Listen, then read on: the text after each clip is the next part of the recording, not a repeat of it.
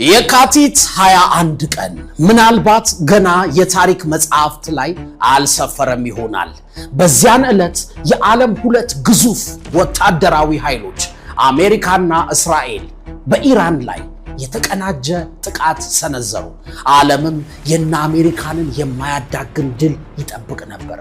በማንኛውም ምክንያታዊ በሆነ ሎጂካል ስሌት ጥቃቱ የኢራን መቃብር መሆን ነበረበት። ሁለት ግዙፍ ቦክሰኞች ከአንድ ብቸኛ ተፋላሚ ጋር እንደመጋጠም ማለት ነበር። አሁን ታላላቅ መንግስታት በዓለም ዕጣ ፈንታ ላይ የቼዝ ጨዋታቸውን እያካሄዱ ነው። አንድ ስህተት፣ አንድ የተሳሳተ ስልት ወይም ስትራቴጂ ያስበላሃል፣ ሁሉንም ነገር ያሳጣሃል። በዚህ ሰዓት አራት ሀገራት የእውነተኛውን የኃይል ሚዛን ህግጋት ለዓለም እያሳዩ ነው። እስራኤል፣ አሜሪካ፣ ኢራንና ቻይና። አራቱም የተለያየ ስርዓት፣ የተለያየ ርዕዮተ ዓለም ቢኖራቸውም እያንዳንዳቸው ግን የጂኦፖለቲካል መልክ ብቻ ሳይሆን የኛን የህይወት መሰረት እስከ መጨረሻው የሚቀይር የኃይል መርህ ወይም ፕሪንሲፕል እያሳዩ ነው። በቃ ዲግሪና ማስተርስ የሚገባው አራት እጅግ ኃያል የሆኑ ትምህርቶችን የምንማርበት ቅጽበት ነው። ከአራቱም ሀገራት የሚገርም ነገር እንማራለን። ከዛ ለራሳችን ህይወት እንጠቀምበታለን። ከባሩዱ ጭስ በስተጀርባ ለህይወት የሚሆን ቢያንስ አንድ ታላቅ የጥበብ ሚስጥር ተደብቋል። ዛሬ የምናወራው ስለ ጦርነት ብቻ አይደለም። ዛሬ የምናወራው ስላንተ ነው። ይሄ ቪዲዮ የጂኦፖለቲካ ትንታኔ ብቻ አይደለም፣ ህይወትህን የሚቀይር ማስተር ክላስ ነው። አብዛኞቻችን እውነት ነው ሀገር የመምራት እድል ላይኖረን ይችላል። ነገር ግን እያንዳንዳችን እኔም፣ አንቺም፣ አንተም የራሳችንን ጦርነት እየተዋጋን ነው። ለመኖር ስትል የምታደርገው ጦርነት አለ። ለገቢህ፣ ለስራ፣ ለትምህርትህ የምታደርገው ጦርነት አለ። ለዲስፕሊን የምታደርገው ጦርነት አለ። ለወደፊት ህይወትህ ማማር የምታደርገው ጦርነት አለ በየቀኑ። ስለዚህ ጥያቄው በዚህ ግጭት ማን እያሸነፈ ነው የሚል አይደለም። እውነተኛው ጥያቄ እነሱ ከሚዋጉበት መንገድ አንተ ምን ትማራለህ የሚል። በዚህ ቪዲዮ መጨረሻ ላይ አይምሮህ ይታደሳል፣ እንደ ድሮ ማሰብ ታቆማለህ። አስተሳሰብህን መቀየር የመጀመሪያው እርምጃ ነው። የሰማኸውን ወደ ተግባር ከቀየርከው ደግሞ ሁሉ ነገርህ እስከ መጨረሻው ይቀየራል። እንጀምር። ከአራቱም ሀገራት አንድ ኳሊቲ እንመርጣለን። ከእስራኤልን ጀምር። እስራኤል በካርታ ላይ ብትፈልጋት ከጋምቤላ ክልል የምታንስ ነጥብ ናት። የህዝብ ቁጥሯን በጣም ትንሽ ነው። በታሪክም ቢሆን በጠላቶች ተከባ የኖረች ሀገር ናት። ሆኖም ግን ሁልጊዜም የምትንቀሳቀሰው ግዙፍ ኃይል እንዳለው መንግስት በጥንቃቄና በኃይል ነው። ለምን ካልክ የእስራኤል ሚስጥር የሰራዊቷ ብዛት አይደለም። የእሷ ሚስጥር ከፍተኛ ዓላማ ወይም አምቢሽን እና አስደናቂ አፈጻጸም ኤክስኪዩሽን ነው። እነሱ በአንድ ነገር ተጠምደዋል፣ ስጋትን ለይቶ ማወቅና መፍትሄውን በተግባር መፈጸም። ውጤቱን ካመኑበት ስራው ምንም ያህል ከባድ ቢሆን ይፈጽሙታል። እስቲ አስበው፣ ታለንት፣ ዕውቀት፣ ልምድ፣ ህልም ባላቸው ሰዎች በተሞላ ክፍል ውስጥ ማን ያሸንፋል? ህልመኛው ወይስ አዋቂው ወይስ ስማርቱ ወይስ ተናጋሪው? አይደለም። የሚያሸንፈው ግልጽ ሚሽን ወይም ዓላማ ያለውና ያንን ዓላማ እስከ መጨረሻው የመፈጸም ዲስፕሊን ያለው ሰው ነው። አብዛኛው ሰው ዓላማ አለው፣ ነገር ግን ያለ ተግባር የሚታለም ዓላማ የቀን ቅዠት ነው። እስራኤል ሁሉንም ነገር በአንድ ጊዜ ለማሳካት ጊዜ አታባክንም። ቀስ በቀስ ነው ጠላቶቿን የጣለችው። ቤንጃሚን ኔታንያሁ ከ30 ዓመት በፊት ታላቋን እስራኤል ለመፍጠር 7 ሀገራት መድቀቅ ወይም መዳከም አለባቸው ብሎ ተነሳ። መጽሐፉ ላይ ስማቸውን ሳይቀር ጻፈ። ፍልስጤም፣ ኢራቅ፣ ሊቢያ፣ ሶሪያ፣ ሊባኖስ፣ ሱዳን፣ በመጨረሻም ኢራን አለ። ስድስቱን አንድ በአንድ ከአሜሪካ ጋር ሆኖ አደቀቀ፣ አዳከመ። አሁን ኢራን ጋር ደረሰ። ጫጫታ የለም፣ ሁከት የለም፣ ጥንቃቄና ውጤት ብቻ። አብዛኛው ሰው በህይወቱ እንደ ማርሽ ጥይት ሾትገን ነው። ድምፁ ይጮሃል፣ ጥይቱ ግን ይበታተናል እንጂ ኢላማውን አይመታም። አብዛኞቻችን ብዙ ብዙ ነገር እንጀምራለን፣ ብዙ ስራ፣ ብዙ ቢዝነስ ውስጥ እንገባለን፣ ብዙ እናልማለን፣ ግን ጥቂቱን እንኳን አንጨርስም። እስራኤል ግን እንደ አነጣጣሪ ስናይፐር ናት። ግልጽ ኢላማ፣ የተረጋጋ አፈጻጸም፣ የማያዳግም ውጤት ታመጣለች። እኔ ከእስራኤል ታዲያ ምንድነው የምማረው ካልክ፣ መንሳፈፍ አቁም፣ ዓላማህን ወደ ተግባር ቀይረው። የዘመናዊው ማኔጅመንት አባት ፒተር ድራከር ሐሳብ ተራራ አይንድም፣ ተራራ የሚንደው ቡልዶዘር ነው ይለናል። ኃያል የሚያደርጉ ህልሞችህ አይደሉም። ህልሞችህን በዲስፕሊን ወደ ተግባር የመለወጥ ብቃት ነው ከሰው በላይ የሚያስቀምጥ። በትንንሽ ግቦች ላይ አተኩር፣ በጥራት ፈጽማቸው። ከትልቁ በፊት በትንንሾቹ ላይ ታመን፣ በእቅድ ተንቀሳቀስ። ምክንያቱም ማንም ለችሎታ ወይም ለጥረት ግድ አይሰጠውም። ማንም ዞር ብሎ አያየም። ዓለም ዋጋ የሚሰጠው ለውጤት ብቻ ነው። እስራኤል የማንም ብዛት፣ ግዝፈት አያስፈራትም። አንተም የተፎካካሪህን ግዝፈት ማድነቅ አቁም። ካንተ በምን እንደሚበልጡ እያሰብክ ሁልጊዜ የበታችነት አይሰማህ። በስራ መስክህ ከሁሉ በላይ ተሰጥኦ ያለው፣ ዕውቀት ያለው፣ ልምድ ያለው ሰው አንተ ላትሆን ትችላለህ። ብዙ ደካማ ጎን ይኖርሃል። ብዙ ገንዘብ ላይኖርህ ይችላል። የምትሸነፈው ግን ትኩረትህ ስለሚበተን፣ ብዙ ግቦችን በአንድ ጊዜ ስለምታሳድድና አንዱንም ነገር በጥልቀት ጀምረህ ስለማትጨርስ። አንድ ነገር ልጠይቅህ፣ ትልቁ ችግርህ ደካማ መሆንህ ሳይሆን ትኩረት ማጣትህ ቢሆንስ? ምክንያቱም ከእስራኤል የምንወስደው ትልቁ ትምህርት ቀላል ነው። በፎርሙላ ላስቀምጥልህ። ግልጽ ዓላማ ሲደመር ተግባር እኩል ይሆናል ኃያልነት። ወራትን፣ ዓመታትን በእቅድ ላይ ታጠፋለህ። ብዙ ታስባለህ፣ ወደ ተግባር ግን አትገባም። 100 ነገር ለመጀመር አትሞክር። አንዲት ግብ ላይ ትኩረት አድርግና እሷን በጥራት ፈጽማት።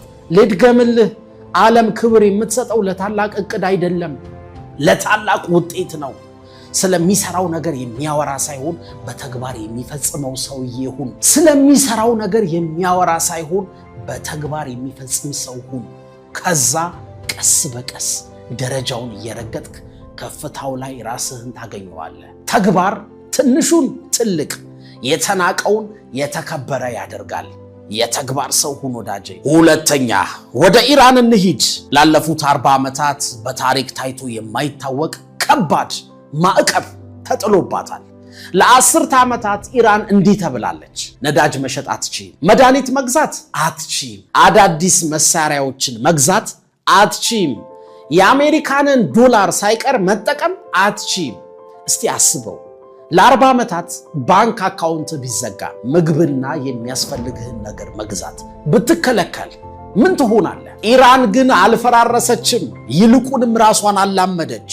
አዳዲስ ቴክኖሎጂ እንዳይገባ ሲታገድባት የኢራን መሐንዲሶች የሌሎችን ሀገራት ቴክኖሎጂ አምጥተው በመበታተን እንደገና በመገጣጠም ወይም ሪቨርስ ኢንጂነር በማድረግ የራሷን ድሮኖች፣ ሚሳይሎች ገነባች። ነገር ግን ትልቁ ሚስጥር ይሄ ነው። የኢራን ኃይል መሳሪያ ወይም ሚሳይል ሳይሆን ጽናት ወይም ኢንዱራንስ። ኢራን በኢኮኖሚ ማነቆ ወድቃ መጥፋት ነበረባት። በዚህ ጦርነት አሜሪካና እስራኤል የተረዱት አንድ ነገር አለ። ኢራን ማለት በውሃ ውስጥ መተንፈስ የተማረች ሀገር መሆኗን ነው። በጫና ውስጥ ከመፈራረስ ይልቅ ራሷን ከአስቸጋሪ ሁኔታዎች ጋር አላመደች። በውስጥ አቅሟ መገንባት ጀመረች። አማራጭ መንገዶችን ፈጠረች። በመከራ ውስጥ ሆና መትረፍን ብቻ ሳይሆን መጠናከርንም ተማረች። እስራኤል እንደ አነጣጣሪ ብትሆን፣ ኢራን ደግሞ መፈራረስን እምቢ ያለች ጋሻ ናት። ታዲያ እኔ ከኢራን ምን እማራለሁ ካልክ፣ ይኸውልህ፣ ሁኔታዎች አመቺ ሲሆኑ ማንም ሰው ውጤታማ ሊሆን ይችላል። እውነተኛ ጥንካሬ ግን የሚገነባው ሁሉም ነገር ካንተ ተቃራኒ በሆነበት ወቅት ወደፊት ስትራመድ፣ ያለማንም ዕውቅና ያለማንም ድጋፍ፣ ፈጣን ውጤት ሳታገኝ፣ ለውጥ ሳታመጣ ግን ጉዞህን ስትቀጥል። ይሄ ነው ጽናት። ጫና ሲበዛብህ፣ ገንዘብ ስታጣ፣ ሰዎች ዝቅ አድርገው ሲያዩ፣ ዓለም ሁሉ ባንተ ላይ ሲነሳ ኢራንን አስታውስ። ያጋጠሙ እጥረቶች፣ ችግሮች ላንተ መሰናክል አይደሉም። ማን እንደሆንክ የምታሳይበት ትልቅ ዕድል ነው። ትምህርቱ ከሁሉ በላይ ጠንካራ ብልህ መሆን አይደለም፣ ከሁሉ በላይ መቆየት መጽናት ነው ያለብህ። በህይወትህ ውስጥ ተራውን ሰው ከልዩ ሰው የሚለየው ይሄ ነው። በህይወትህ ሁኔታዎች አሰልቺ የሆኑ አንተ ግን ጥረትህን መቀጠል ትችላለህ። በቋሚነት ምንም ሽልማት በሌለበት ሰዓት መቀጠል ትችላለህ። ሁሉም ነገር ቀርፋፋ በሚሆንበት ጊዜ ወደፊት መግፋት ትችላለህ። ምክንያቱም አብዛኛው ሰው የሚሸነፈው ደካማ ስለሆነ አይደለም፣ የሚሸነፈው ስለሚያቆም ነው። መጀመርን እኮ ማንም ይችላል፣ መጨረስና መጽናት ግን የጥቂት አሸናፊዎች ጸባያቸው ነው። ጽናት ያስፈልግሃል ወዳጄ። ሶስተኛው ጋር ደረስን። አሁን ደግሞ አሜሪካንን እንይ።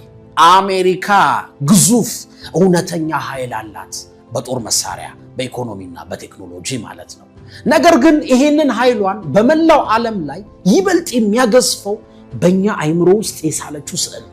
የአሜሪካ ትልቁ ጥንካሬ ወታደራዊ ኃይል ብቻ አይደለም፣ ረቂቅ የሆነ ሌላ ነገር ነው። ምን ካልከኝ፣ ትረካ፣ ናሬቲቭ፣ ዓለም እውነታውን እንዴት ማየት እንዳለበት የመቅረጽ ብቃት። በምን በኩል ካልከኝ፣ በመገናኛ ብዙሃን፣ በቴክኖሎጂ፣ በባህል፣ በታሪክ አወቃቀር። እስቲ አስበው፣ ፊልሞች፣ ዜናዎች፣ የማህበራዊ ትስስር ገጾች ወይም ሶሻል ሚዲያዎች፣ እነሱ እኮ መረጃ ብቻ አይሰጡህም፣ አንተ ለነገሮች የምትሰጠውን ትርጉም ይቀርጹታል እንጂ። ይሄ ሶፍት ፓወር ይባላል፣ ለስላሳ የበላይነት። ሆሊውድን የተጠቀመችው ለፊልም ብቻ አይደለም፣ የእኛን አይምሮ ለመቅረጽ ወይም ብሬንዎሽ ለማድረግ ጭምር ነው። ላለፉት 50 ዓመታት እያንዳንዱ ፊልም የነገረን አሜሪካዊ ወታደር ማለት ጀግና ነው፣ አሜሪካዊ ሰላይ ማለት ከሁሉም ብልህ እንደሆነ ነው። ሲሊከን ቫሊን ወይም ጉግልን፣ ፌስቡክን፣ አፕልን፣ ትልልቆቹን ተቋማት የተጠቀመችው ስልክ ለመሸጥ ቴክኖሎጂ ለመስጠት ብቻ አይደለም፣ እኛን ለማጥናት። እነሱ በገነቡት የዲጂታል ዓለም ውስጥ ስንኖር ነፃ እንደሆንን እንዲሰማን ለማድረግ ነው። በፊልሞቿ፣ በመገናኛ ብዙሃን፣ በቴክኖሎጂ ተቋማት፣ በዓለም አቀፍ የመገናኛ ዘዴዎች አማካኝነት አንድ ምስል ገንብታለች አሜሪካ። አይምሯችን ውስጥ የጥንካሬ፣ የነፃነት፣ የበላይነት ምስል በሰዎች አይምሮ ውስጥ እንዲቀረጽ አድርጋለች። ታዲያ እኔ ከአሜሪካ ምንድን ነው የምማረው ካልክ፣ ታሪክህን ከተቆጣጠርክ ውጤትህንም ትቆጣጠራለህ። ለራስህ የምትሰጠው ቦታ ዝቅ ካለ ሰዎች ዝቅ ያደርጉሃል፣ ከፍ ካለ ያከብሩሃል። መረጃውን ከየትም አያመጡትም፣ ከአንተ ነው የሚኮርጁት። ልጠይቅህ፣ ሰዎች ስላንተ ያላቸው ግንዛቤ ምን ይመስላል?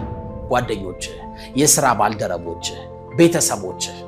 ምክንያቱም ይኸውልህ፣ ወደድክም ጠላህ ሰዎች ምላሽ የሚሰጡት አንተ ማን እንደሆንክ አይተውህ አይደለም፣ ማን እንደሆንክ አስበው ወይም ፐርሲቭ አድርገው ነው። ለአንተ ያላቸውን አስተሳሰብ መቀየር ከቻልክ ሰዎች የምትፈልገውን ሁሉ ይሰጡሃል። የራስህን ታሪክ አንተ ካልመራኸው ግን ሌላ ሰው ይመራልሃል። በህይወትህ ውስጥ ያንተ ናሬቲቭ ወይም ትረካህ ማለት ማንነትህ ነው። ሰዎች የሚያዩህ የሚያምኑህና ምላሽ የሚሰጡ በሱ አማካኝነት ነው፣ በማንነትህ። በጣም ጎበዝ እኮ ልትሆን ትችላለህ፣ ስማርት ልትሆን ትችላለህ። ነገር ግን ያንን ጉብዝናህን ማንም ካላየው ለዓለም ትርጉም የለውም።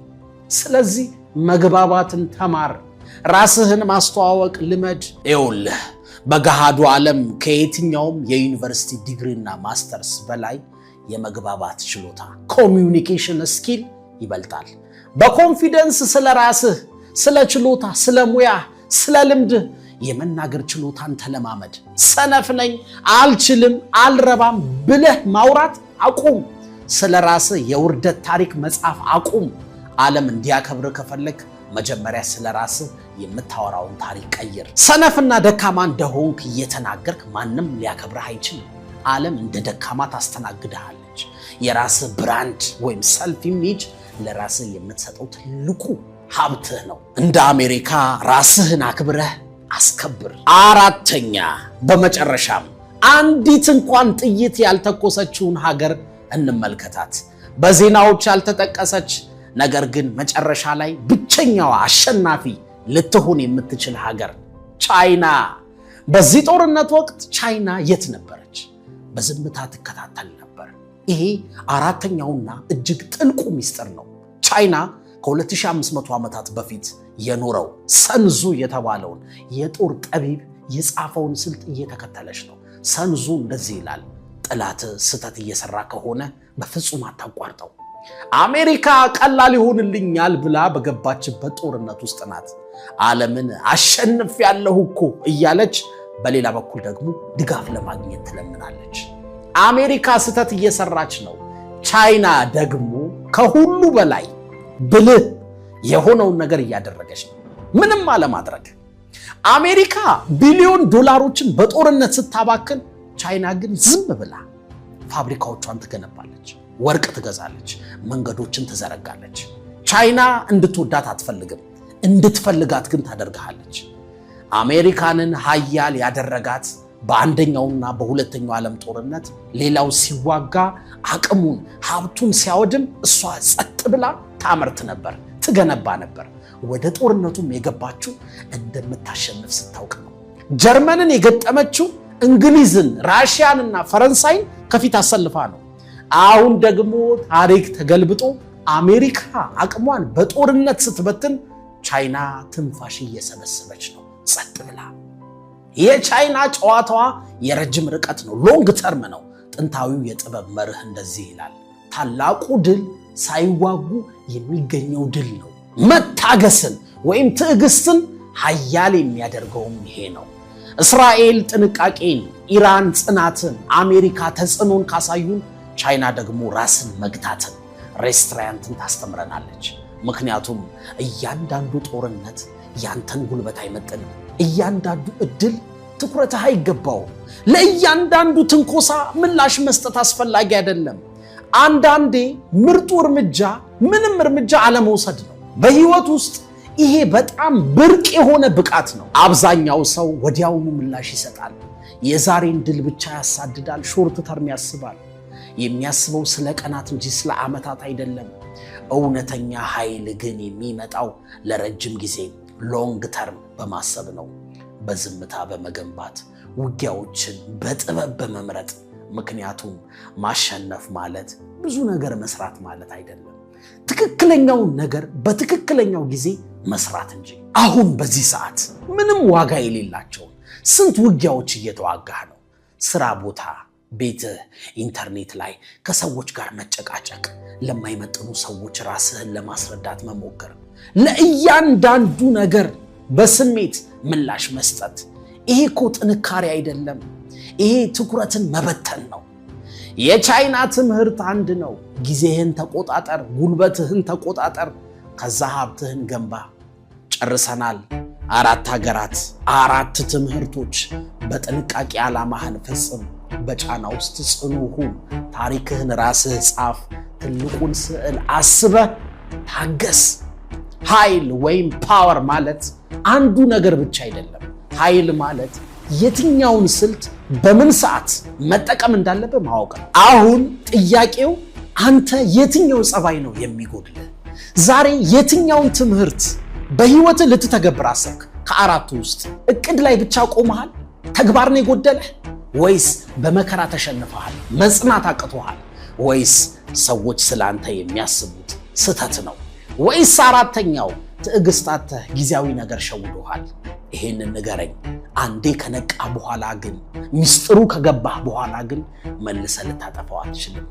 በምንም አይነት ሁኔታ ውስጥ ብትሆን ታሪክህን መቀየር ትችላለህ። ምክንያቱም እውነተኛው ጨዋታ ታሪክን መመልከት አይደለም፣ ታሪክን መስራት የሚችል ሰው መሆን ነው።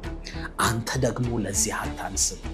የሰማሁት ነገር ጠቅሞኛል ካልክ ለሚያስፈልገው ሰው ሼር አድርግለት። እስከ መጨረሻው ስለቆያችሁ ስላደመጣችሁ አመሰግናለሁ።